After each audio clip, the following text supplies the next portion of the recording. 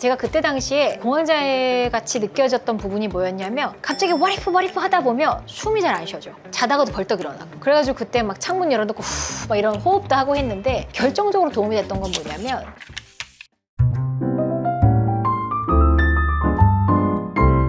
번아웃이 올 때가 있어요. 피지컬하게 힘들 때, 보통 아플 때 내가 무슨 부귀영화를 누리겠다라는 생각이 들어요. 그러니까 예를 들어서 어떤 커리큘럼 하나를 만들려면 한 뭐 200강 정도를 찍어야 돼요. 이렇게 힘들고 막 주말에도 미친듯이 촬영을 하게 되면 되게 정신적으로 막 이렇게 힘들고 그럴 때가 있어요. 그럴 때 나는 왜 이렇게 열심히 살지? 이런 생각이 들 때가 있어.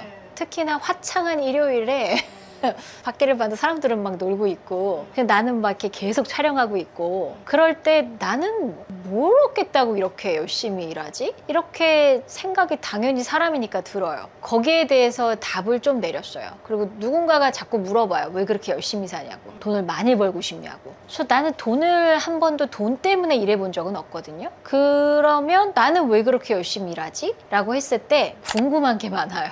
호기심이 많아. 그러니까 예를 들어서 이 커리큘럼을 내가 막 짰잖아요. 이렇게 해서 사람들이 이런 식으로 훈련을 하고 이렇게 하면 얼마나 좋아질까? 얼마나 성장이 될까? 그 모습을 보고 싶은 것 같아요. 그래서 제가 지금까지 하는 모든 커리큘럼이나 아니면 뭐 사업의 확장이라든지 이런 것들이 다 돈을 벌어야지 라는 차원이 아니라 이거를 내가 만들어서 운영을 하면 사람들의 반응이 어떨까? 사람들이 좋아할까? 재밌어할까? 이런 게 궁금한 것 같아요. 그래서 그게 궁금해서 자꾸 일을 벌이는 것 같아요. 그렇게 생각하면 내가 일을 하는 이유는 피지컬하게 정말로 번아웃이 오세요? 와요. 사람이니까. 특히 언제 와요? 아플 때 와요.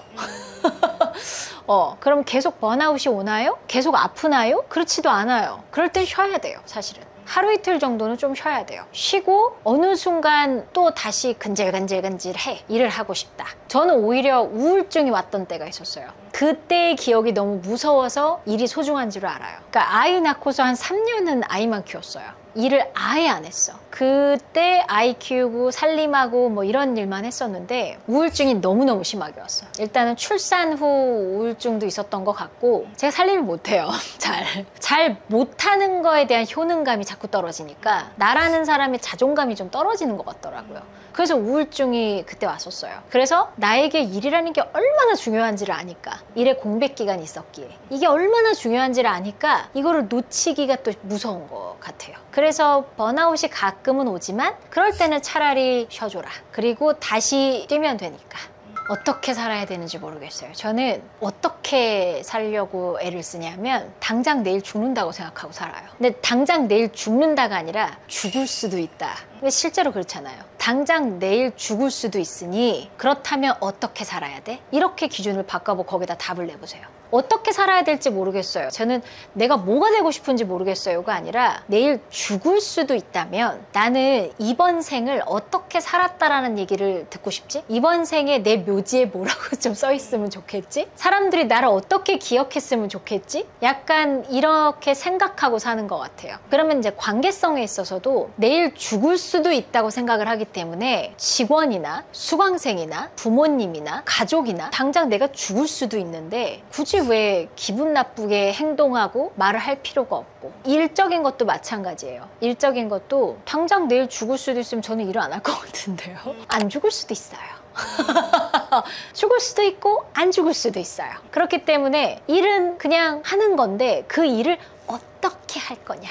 죽을 수도 있어 내일. 안 죽을 수도 있어. 그러면 이 일을 오늘 하루만 하는 걸 수도 있고 계속 할 수 있는 걸 수도 있어. 그러면 이 일을 너는 이걸 어떻게 할 거야? 소중히 할 거야? 아니면 그냥 대충 처리할 거야? 그게 나의 삶의 마지막이라고 생각하고 산다면 나는 이번 생을 어떻게 살고 싶다. 그런 생각을 좀 멀리 시점으로 바라보면 되게 좋을 것 같아요. 우주적인 관점에서 보면 예를 들어 지금 일어난 어떤 문제의 조각이 되게 먼지처럼 느껴질 때가 있어요. 그런 경험 있지 않아요? 과거에는 어떤 문제가 터져서 내가 정말 죽을 것 같이 힘들었어. 근데 10년 후에 한번 보니까 그게 그렇게 큰일이 아니었네 라고 느껴질 때가 있거든요. 그래서 모든 현상이나 문제나 삶을 약간 멀리 떨어져서 죽음이라는 그 어떻게 보면은 파이널 종착지잖아요. 거기서 바라봤을 때 지금 내 삶이 후회스럽지 않아? 괜찮아? 이렇게 바라보면 어떻게 살아야지가 아니야. 어떻게 살고 싶냐예요.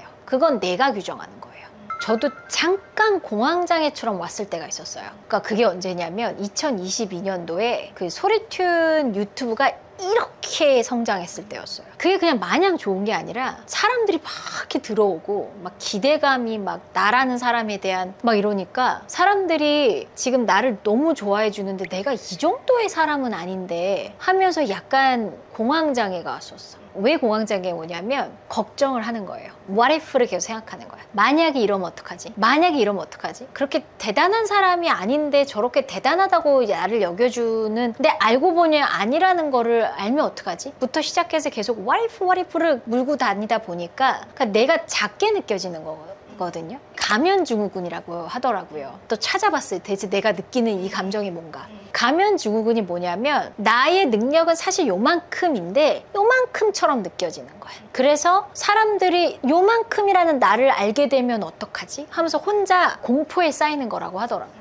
굉장히 유명한 가수인데 노래를 너무너무 잘 불러, 우리가 보기에는. 근데 스스로는 노래를 자기는 너무 부족하게 하는 거야. 그 사람들이 내가 부족하게 노래한다는 걸 알면 어떡하지? 하면서 굉장히 힘들었다는 얘기를 하더라고요. 그게 약간 내가 만든 나인 것 같아요. 나는 너무 작게 느껴지고 못하는 것 같고 보잘것없게 느껴지고 그런 마음들이 자꾸 걱정을 만드는 거야. 근데 어떡하지를 같은 하우예요. 방법을 찾는 방식으로 간다면 오히려 심플해지는 것 같아요. 제가 그때 당시에 공황장애 같이 느껴졌던 부분이 뭐였냐면 갑자기 what if 하다 보면 숨이 잘 안 쉬어져. 자다가도 벌떡 일어나고. 그래가지고 그때 막 창문 열어놓고 후 막 이런 호흡도 하고 했는데 결정적으로 도움이 됐던 건 뭐냐면 내가 지금 느끼는 불안과 걱정의 모지를 한번 글로 써봤어요. 몇 개 없더라고. 몇 개 없어. 쓰고 보니까 몇 개 없어. 근데 내가 이 몇 개 안 되는 걸 갖고서 계속 상상의 나래를 피는 거야. 그러니까 불안한 거야.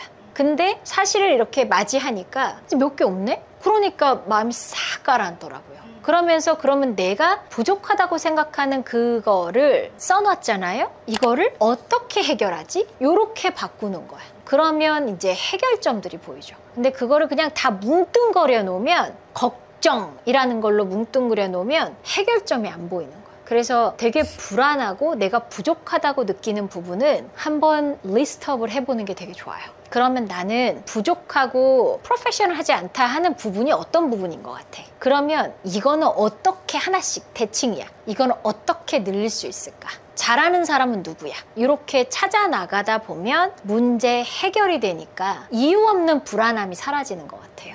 제가 2022년도에 약간의 공황장애를 느끼면서 회사를 그만할까를 생각했었어요. 그때가 우리 회사 기로였어요. 그때 당시에 또 유명한 영어 대표님들을 만나면 또 되게 대단해 보이고 막 저런 사람들이 대표하는 거구나. 그래서 그때 이런 제의도 왔었어요. 저희 회사가 너무 작을 때 니네 거 싼 값에 사겠다. 그래서 그때 그만둘까를 생각했던 거예요. 근데 생각을 살짝 바뀐 게 뭐냐면 나는 조직이라는 걸 꾸릴 줄은 몰라요. 그리고 어떻게 체계를 잘 만들지는 잘 몰라. 근데 나는 평생 했던 일이 사람을 성장시키는 일을 했었어요. 그러면 직원 한 명 한 명을 내가 성장시킨다고 생각하면 회사가 크지 않을까? 라고 생각을 바꿨어요. 그래서 직원이 사실 들어오면 이제 면접을 보거나 이랬을 때 저 친구를 어떤 방향으로 내가 성장을 시켜줄까? 어떤 전문가로 키울까를 생각을 해요. 내가 이제 조금 더 알게 되고 이 친구는 저런 걸 잘하고 이 친구는 이런 걸 잘하는구나가 이제 보이면 너는 이쪽으로 가면 좋을 것 같다. 이쪽의 커리어를 한번 전문가가 돼보렴. 이런 것들을 로드맵을 좀 짜줘요. 그러면 이 친구가 전문가가 되려면 비전이 사람이 있어야 일을 하게 되는데 그 비전이 안 보일 수 있잖아. 그럼 비전을 심어주는, 그냥 우리 회사에서 너는 평생 그냥 썩는 거야 이게 아니라 한 명 한 명이 지금은 전문가가 되는 과정이고 어떻게 보면 소리튠을 이용하는 거죠. 이용을 해서 우리가 얘를 잘 키우면 내 커리어가 성장을 하는 거니까 그 결과가 따라와주면 나라는 사람도 성장하고 회사가 같이 성장하는 거잖아요. 그렇게 하면 나도 할 수 있겠다 라는 생각이 들었어요. 그러니까 이 성장이 막 대단한 게 아니야. 막 백만장자가 됩시다 막 이런 게 아니라 그냥 제가 생각하는 삶의 이유가 어제보다 조금 더 나은 사람이 되는 게 어찌 보면은 우리가 살아가는 이유가 아닐까? 그리고 인류가 진화라는 걸 한 이유를 생각을 해봤을 때 그 원시인부터가 조금 더 나은 원시인이 되기 위한 과정이지 않았을까? 그래서 우리가 지금 요만큼 진화한 게 아닌가? 그렇게 되면 사람이나 인류는 성장이라는 가치를 그냥 난 필요 없어 성장, 그냥 이대로 살래, 이게 과연 행복할까? 라는 생각이 드는 것 같아요.